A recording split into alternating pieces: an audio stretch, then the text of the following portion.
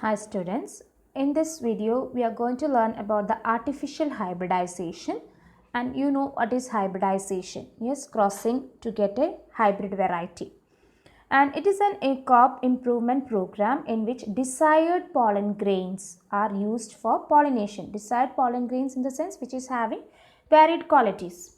Okay, and this has been achieved by the technique emasculation as well as bagging. So we need to know what is emasculation and bagging.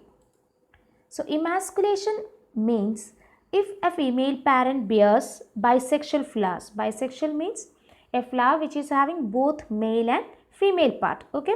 So from that flower to remove anthers from the flower bud before that anther is dehisced. Dehisced in the sense bursting out or released out.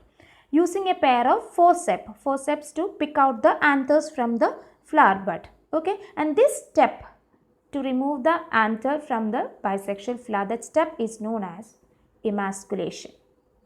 Is that clear? So removal of anther from the bisexual flower bud of female parent before the anther dehisces. By using, how they are removed? By using the forceps. So that step is known as what? Emasculation. Okay. Now what is the next step? After that, the emasculated flower, that means the anther removed flower, are covered with a suitable bag. You can see here. It's covered with a suitable bag, and that process is known as bagging. Okay, and bag will be made up of butter paper. Okay, and why it is been covered? To prevent contamination of the stigma with unwanted pollen. So if it is not covered, what happens? The unwanted means without any desired quality, somewhere the pollen may come and fall on them and fertilization can happen. Yes, so they don't want to have the unwanted pollen to come and fall in there. So they will keep that stigma safe by covering using or bagging by using the bag made up of butter paper. Okay, and when stigma attains receptivity, that means when the stigma attains the maturity, it's a bisexual flowers, only the anthers is removed, right? Female, the remaining stigma is there. So when the stigma attains receptivity, they are ready to receive the pollen grains. Mature pollen grains collected from the anthers of male parent, whichever quality variety they need, they will collect it from the mature parent and are dusted on the stigma, which will be put on the stigma. Then the flowers are rebagged again and allowed to develop the fruit. That is how artificial hybridization is being done. I hope it is clear.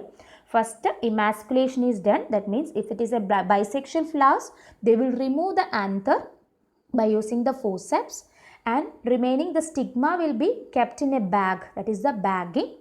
And when the stigma attains receptivity, the mature pollen grains collected from the anthers of male parent are brought and it is being dusted on the stigma artificially. Yes, then the flowers are rebagged again and they are allowed to develop the fruit. That is how they will be getting the hybrid varieties.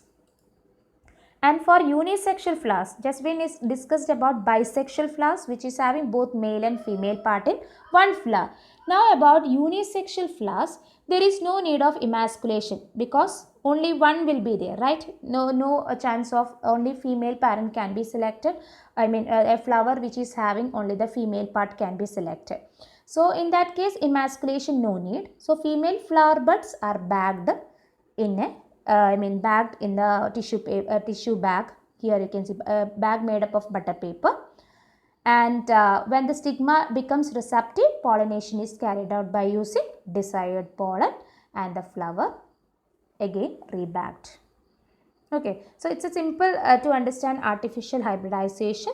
So the two techniques are emasculation and bagging. And in the case of unisexual as well as bisexual flowers, we discussed what is the procedure to do the artificial hybridization to get the desired quality fruits as well as plants. Okay, I hope it is clear.